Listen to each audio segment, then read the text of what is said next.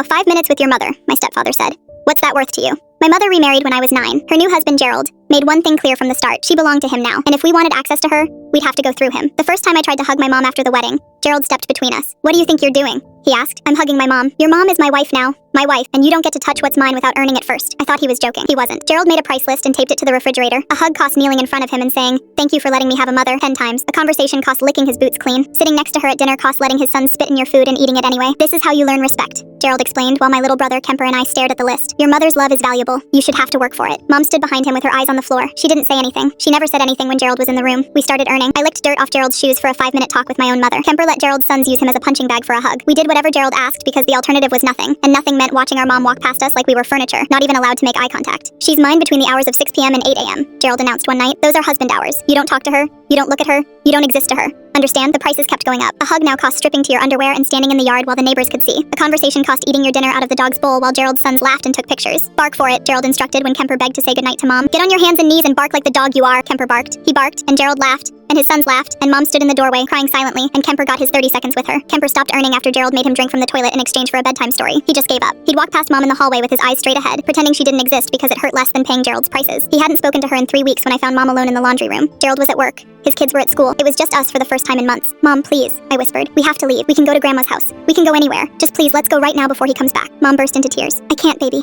He'll find us. He told me what he'd do if I ever tried to leave, and I believe him. At least this way, I get to see you sometimes. This isn't living, Mom. Kemper won't even look at you anymore. I know. I'm so sorry. She reached out to touch my face and then pulled her hand back like she'd been burned. I can't. You haven't earned it. If Gerald finds out I touched you for free, he'll make it worse. I can't do that to you. I realized then that Mom was as trapped as we were. Gerald had built a cage around all of us, using our love for each other as the bars. 2 days later, Gerald caught me talking to Mom without permission. He'd come home early and heard us through the door. Stealing time with my wife, he said softly. Time you didn't earn? She's my mother. I shouldn't have to earn anything. Gerald smiled. Prices just doubled, and since you like talking to her so much, your brother doesn't get to speak to her at all for the next month. His punishment for your crime. I stopped playing Gerald's game after that. I stopped earning, stopped begging, stopped giving him the satisfaction of watching me degrade myself. Instead, I started collecting evidence. I hid my old phone in the living room and recorded Gerald explaining the price list to Kemper. You want to say goodnight to your mother? Get on your knees and beg. You want her to read you a story? Drink from the toilet first. This is how the world works, boy. Nothing is free. I recorded Mom mouthing, "Help me," from across the dinner table while Gerald talked about his day. I recorded Gerald's sons bragging about the pictures they'd taken of us eating from the dog bowl. I recorded everything for 2 weeks, and then I brought the phone to my teacher. She watched the videos with her hand over her mouth and called the police before the school day ended. They arrested Gerald at his office and took Mom and Kemper and me to the station, where a nice woman asked us questions, and Mom finally told the truth about everything. Mom filed for divorce from the police station. The first thing she did as a free woman was hug Kemper for as long as he wanted,